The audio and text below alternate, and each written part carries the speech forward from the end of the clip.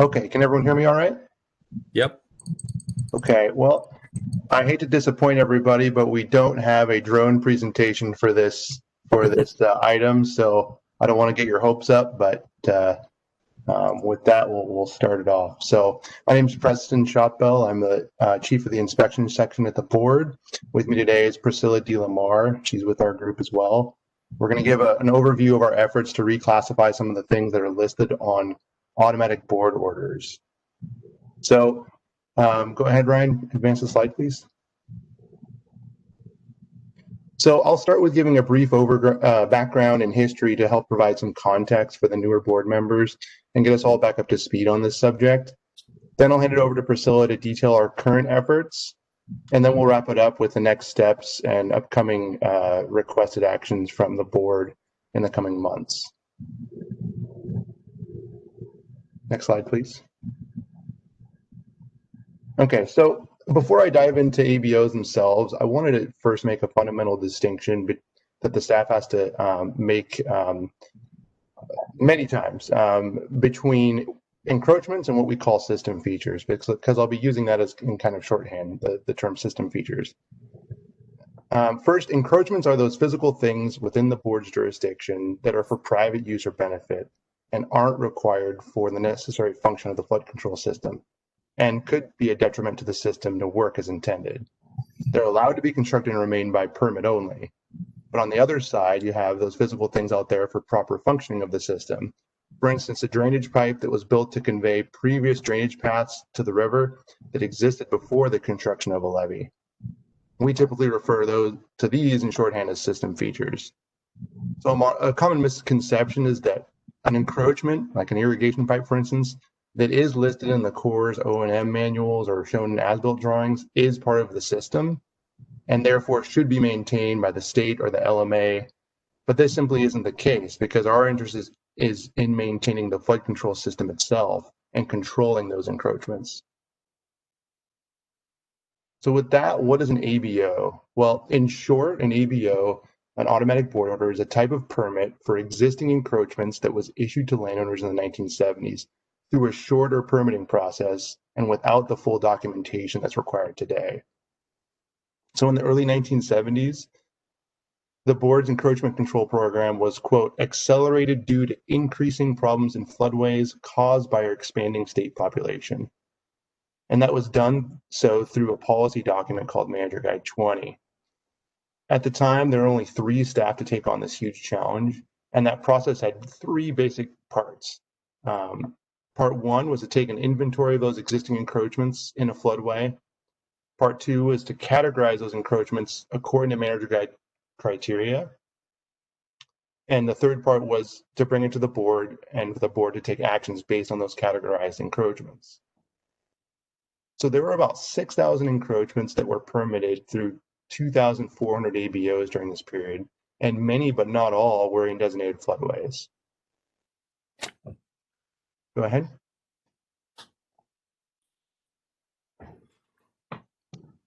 So the typical documentation for an ABO is minimal, honestly. It includes a standard cover letter, which you see here, and that standard kind of language, and that's showing why they were doing what they were doing with inventorying them and sending out these board orders. Go ahead and advance it. The second was the actual description of the encroachments or what were found to be encroachments. And the third one, general map with no real specific location of where those encroachments are other than in the description showing the levee mile and such, but this is just a map of the system. And so that's all we have. What they don't include are Army Corps permissions of any sort, 408 or otherwise. There are no special conditions added on. And since these are existing encroachments that were inventoried, there's obviously no engineering plans or additional details about most of these encroachments.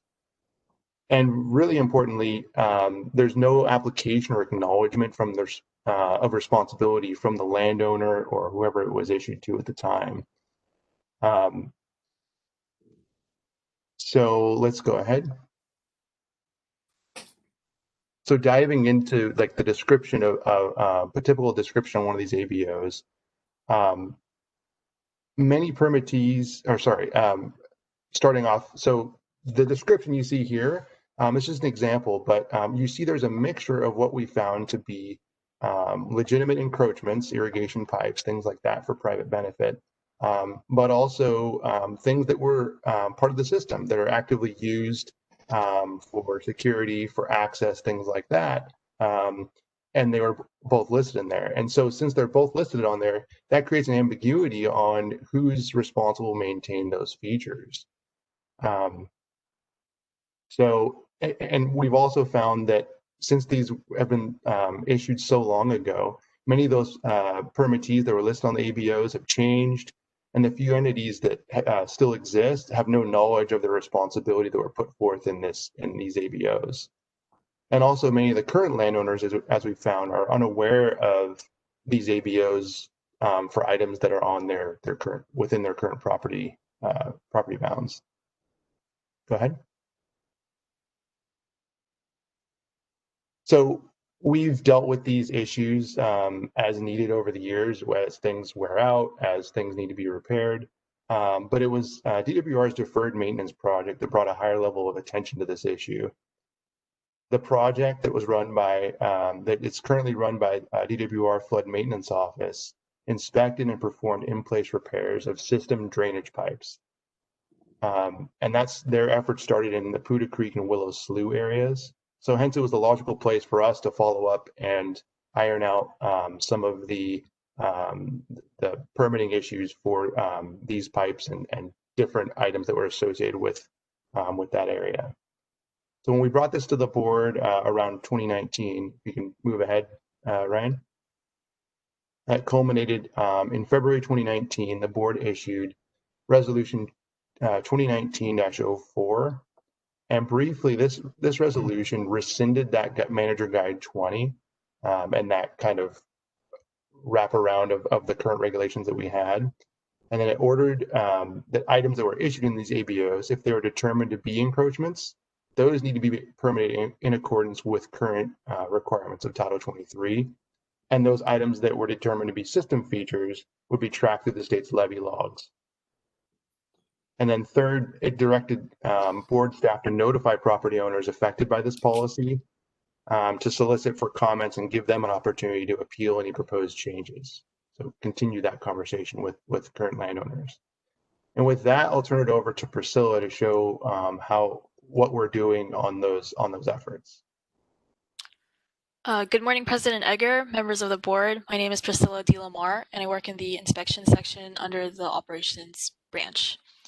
As for current efforts, board staff have completed several individual desk studies of each item listed in the ABOs along the Unit 1 Poudre Creek levee. Once the desk studies have been completed for each ABO, an outreach package is assembled so communication can be established between the board and the landowner and permittee. Once communication is established, we process the ABO via permit revocation, enforcement, or through the permitting staff. Next slide, please. During our research phase, one of the main sources we use to verify the use and intent of the system features is the Army Corps of Engineers as-built. Within these as-built, the original drainage pipes, ramps, fences, and slide gates are identified. These items were installed when the levees were also installed. Next slide, please. Another item that we use is the Army Corps of Engineers operations and maintenance manuals. Within these manuals is a definition of the expectations for maintaining the flood features, and it also confirms the features of the project subject to flood control regulations. These items include access ramps, flap gates, and side gates, in addition to drainage and irrigation structures. Next slide, please. Another major item that we use during our research phase is the newly developed CVFPB encroachment viewer. This is where we pull in multiple sources of data from different programs between the board and DWR to verify whether or not the items are for private use or for the flood control project. Next slide, please. There are three main parts to the outreach phase, with the first being sending out letters and outreach packages to the landowners and permittees. Within each outreach package consists of a cover letter, the original ABO permit, maps, and a response form to help elicit a response. Next, we confirm with the LMAs that they do maintain the system features that we've listed. As for direct engagement, we do hope for a response for most folks, and we continue communicating with them to guide them on the next steps for processing the ABO. Next slide, please. So there are three channels that we process each ABO. The first is permit revocation. If all the items listed in an ABO are determined to be part of the flood control system, the ABO should never have been issued, and therefore it needs to be revoked. The system features are tracked in the levy log database, and we update this database and work with DWR staff to ensure those updates are published appropriately. The second channel for processing an ABO is permit reissuance. If some or all of the items are encroachments, then a permit needs to be reissued. Once the current landowner submits a completed application, then a handoff to the permitting section will occur, and the permitting staff engineers will take it from there. The last channel for processing an ABO is through the enforcement section. So we actually found some ABO items that are not permittable, such as a drainage pipe that was modified for irrigation. With items like that, we would contact the enforcement section, and they would handle it from there. Next slide, please. So to give you some examples of ABOs that we processed, for a permit that is reissued, we would see a list of, that ABO would have a list of items that it contains a mixture of encroachments and system features. In terms of a permit that would be revoked, only system features are found and to be listed in that ABO. And in this case, the ABO should never have been listed in the first place. And with that, I'll hand it back to Preston.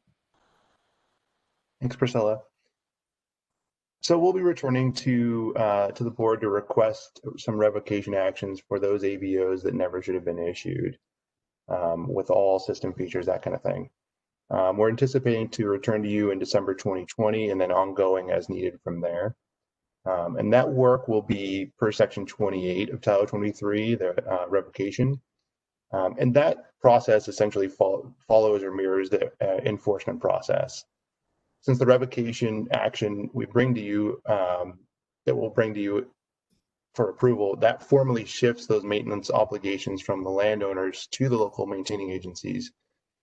You know, that maintenance is and requirement of a landowner would be essentially less. And so we don't anticipate those actions to be contested by a landowner. And that's why we're engaging with them to ensure that we're all on the same page before we bring it to you. So with that, that's all I have. We'll take any questions you may have. Okay, does the board member have any questions on this issue?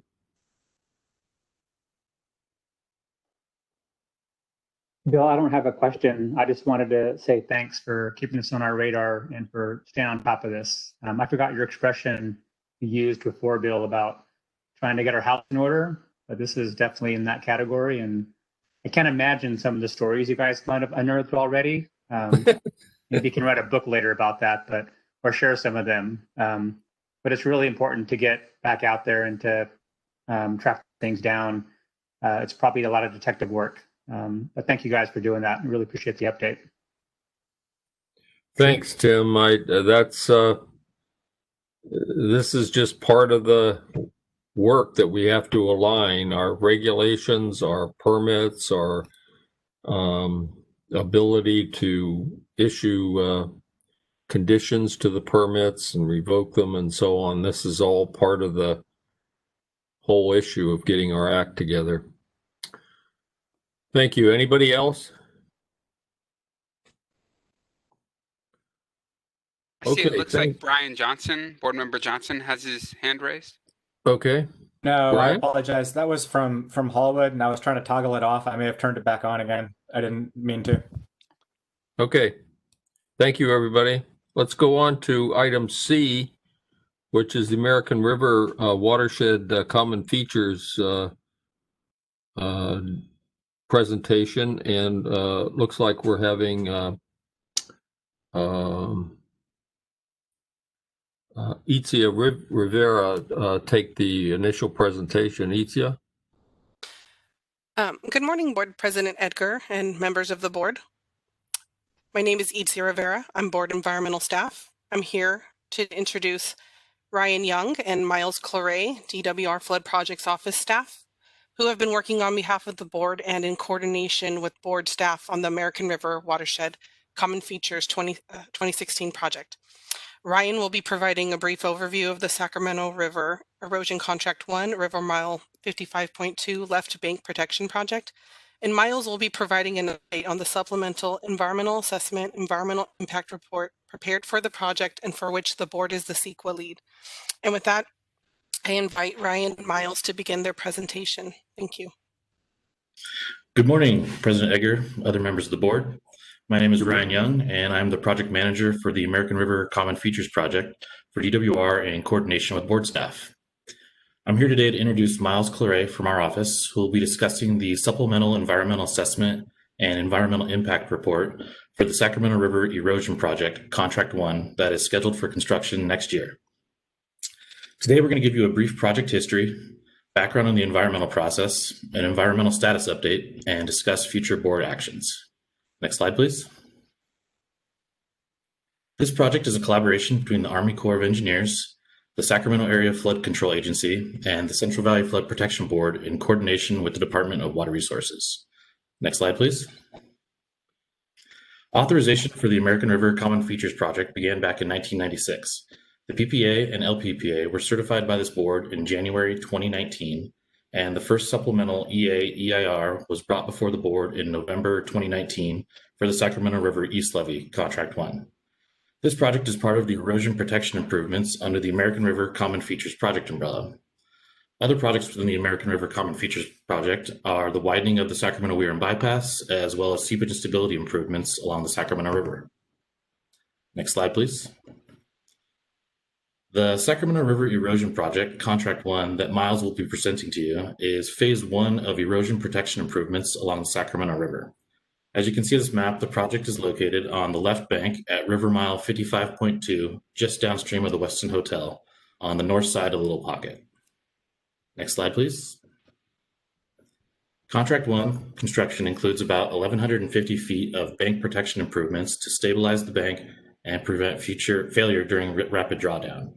Vegetation removal in the construction footprint is expected to begin this winter, with construction kicking off the following spring, lasting one construction season and concluding in fall of 2021.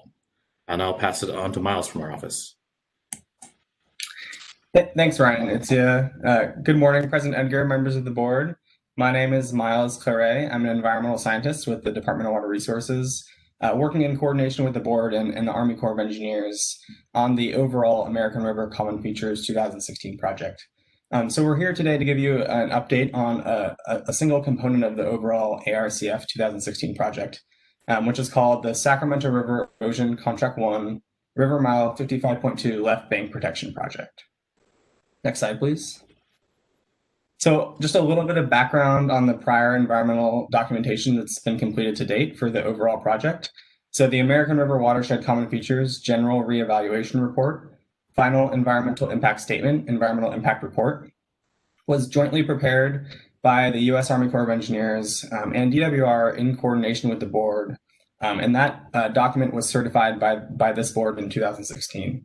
And that document analyzed the entire American River Common Features project, which includes seepage and stability improvements on the Sacramento River, erosion protection improvements on both the Sacramento and the American Rivers, and also widening of the Sacramento-Weirin bypass.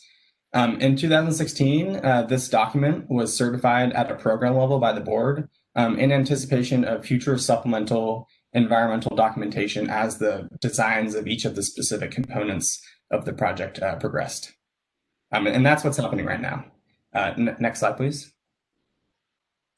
So a little bit more about the project design. So as Ryan described, you're looking at the east bank of the Sacramento River. This is just downstream of the Westin Sacramento and the northern end of the Little Pocket neighborhood.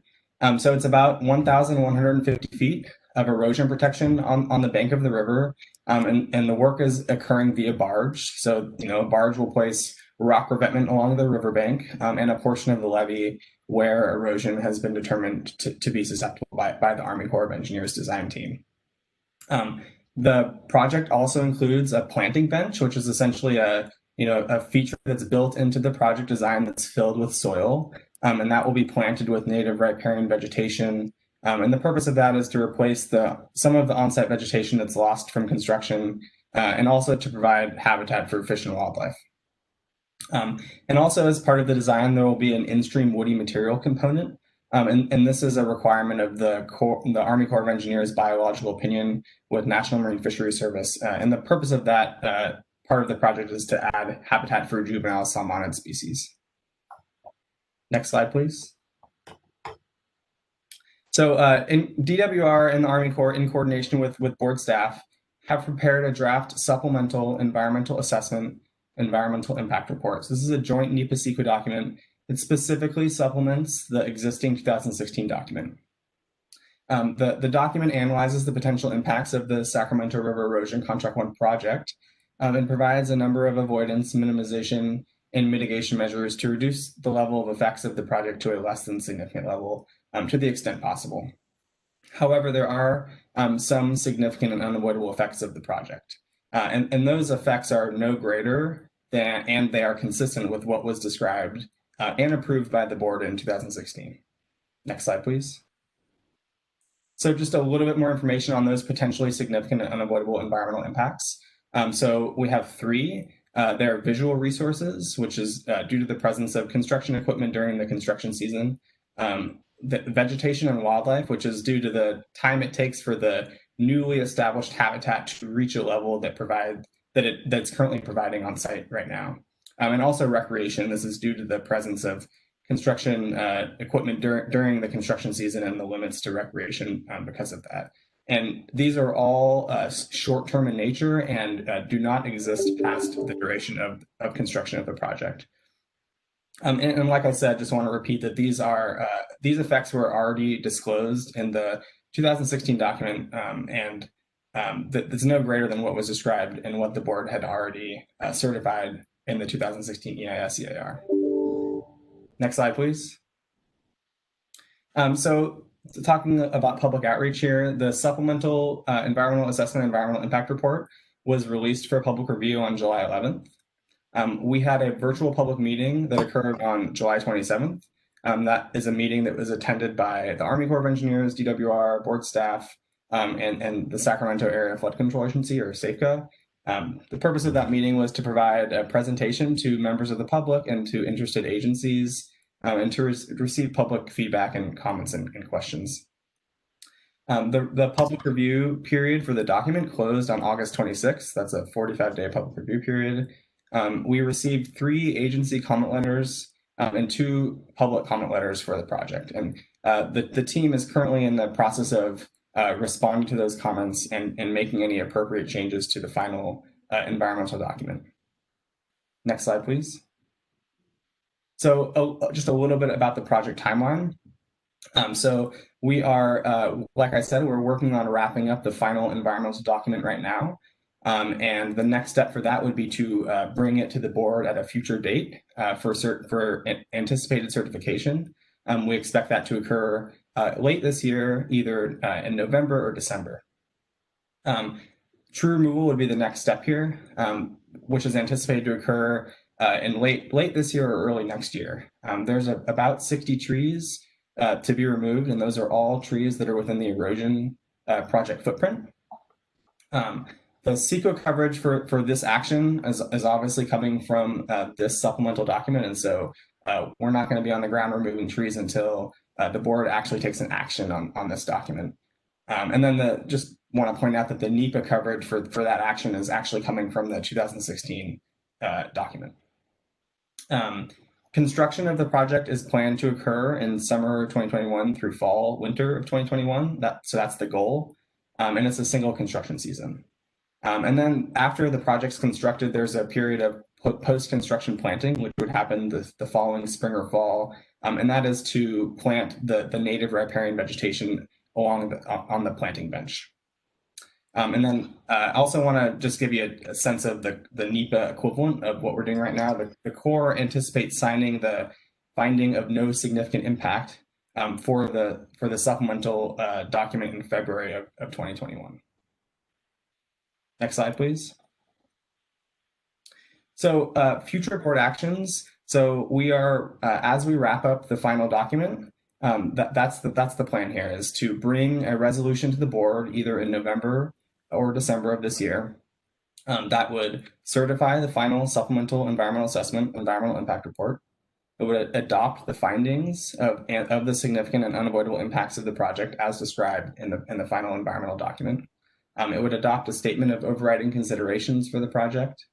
And it would also adopt a mitigation, monitoring, and reporting plan for the project. And all of those things would functionally approve the project for construction. Next slide, please. And with that, we're glad to take any questions. Thank you. Miles, this is Bill Edgar. What are the total number of trees in the project itself now? Are you asking about this specific component of the project? Yes, yes. Yeah, I don't know the number off the top of my head. We can certainly work with boards to get board staff that number. But, there's a number. The 60 trees are supposed to be taken out. I was just wondering, is that half the number or is that quarter of the number? What is it? I don't know the ratio off the top of my head. Okay. The trees to be removed are within the erosion protection footprint. There's no trees being removed from any other, from staging or anything like that, because it's all occurring through barge. If I may, this is Melanie Times. I'm the project manager with the Army Corps of Engineers. Thank you. I just confirmed that with our environmental lead on this segment, that it's 66 trees. So a total of 66 trees and you're removing 60, right?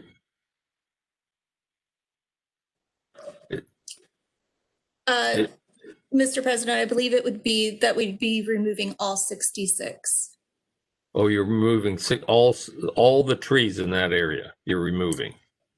No, actually, sir, there would be trees above a certain line that would remain. These are all at the toe of the work area. So there will be trees that remain on the bank. Yeah. So just to kind of give an overall sense of how this goes. So,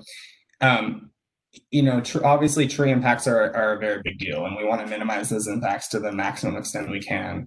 And so the first thing that we try to do is to determine where specifically the erosion designs are necessary. And so that's the biggest thing that we can do to reduce our impacts, is to only construct in areas of the levee that are really vital for improvements. And then after that, we're looking at ways that we can place rock around trees to reduce, actually needing to remove them. But the determination for this project was made that where the erosion footprint is, those trees do need to be removed. And that is, so the 60 trees comes from the physical footprint of the erosion protection design. Okay, then in terms of the whole area of the project, there must be a lot more than just 60 trees there. Right. So we're talking about, a small 1,000-foot section of the river. And so certainly on the land side and further upstream and downstream, there are obviously lots more trees. But it's probably, worth pointing out as well that this is a single component of the American River Common Features project. And the Army Corps is working on subsequent erosion contracts that will impact portions of the river outside of this 1,000-foot segment that we're talking about right now. Right. Now, Miles, does this segment of the project include all of the little pocket? In other words, from the hotel down to where it meets the big pocket? No, it just includes, it's about 1,150-foot stretch starting right at where the Westin Hotel ends. So it only is about 1,000-foot section of the little pocket. Okay, so what do you know the cross street there? Does that go down through Seamus or Riverside? That sounds right to me. Yeah, Seamus. What? Seamus. Seamus. Okay. Yeah, I'd have to confirm that, but that's familiar to me. Yeah. Okay. All right. Okay. Any other questions? This is an informational report, and when are you coming back on this for the final? We are working as fast as we can to get everything completed so that the Army Corps can begin construction in 2021. And so because of that, our goal is to come back either November or December, but that depends on the review schedule for the completing the document. Okay. I had another question. Escapes me right now. Okay. All right. Any other questions from the board? This is an informational item.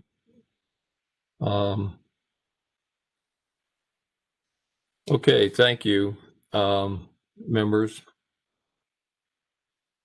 Okay. Let's move to executive officers report. Leslie, you want to brief the board on your executive officers reports, and then we can take up the other reports if there are any questions. Mr. President, I believe they're all in order this month. I would just take any questions board members have. You did receive all of them, or suggestions. If there's something you're not getting that you'd like to hear, we're happy to update them. Okay, any questions from the board members on item 10? You have the administration report, the operations branch report, the planning and compliance branch, and the update on the environmental services branch. Any other questions? Okay, let's move on to board comments. Any questions from the board members at this point? Any issues or questions you want to raise?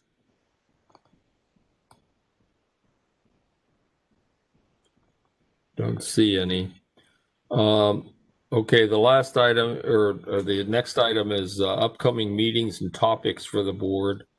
There's a board workshop on November 6th, and this is going to be on the YOLO bypass project review. And then the coordinating committee on November 18th, and a board meeting, of course, on November 20th.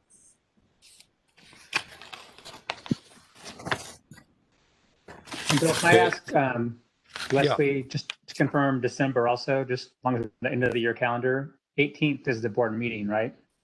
That's all Correct. we have right now? Workshop on the 4th. Workshop on the 4th. Okay. Thank you. Right. The November, December meetings usually get pushed up a week due to the holidays. We also are going to be sending around the 2021 calendar and asking the board to adopt that for at the November or early December meetings. We're planning for virtual meetings at least through the middle of next year. But we are also trying to schedule a couple of tours.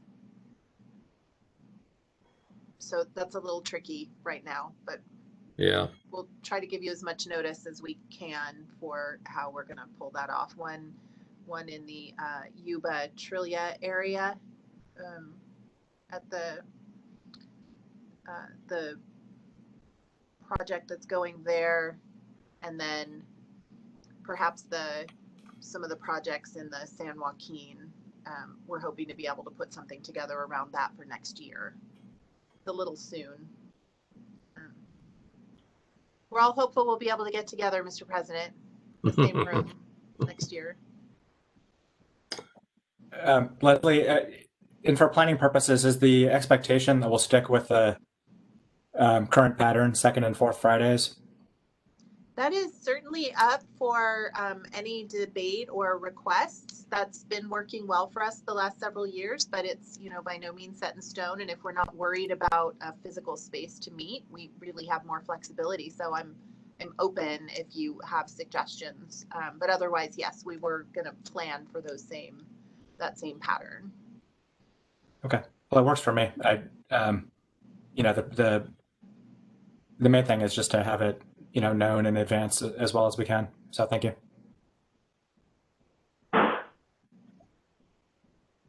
Okay, anything else from the board members?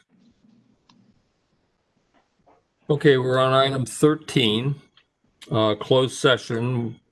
I understand we don't have a closed session today, so item 14, we don't have a closed session report. So item 15 is adjournment, and without objection, this meeting is adjourned. Thank you, everybody. Thank you. Have a good weekend. See you, everybody. Everybody. Bye. Bye. You.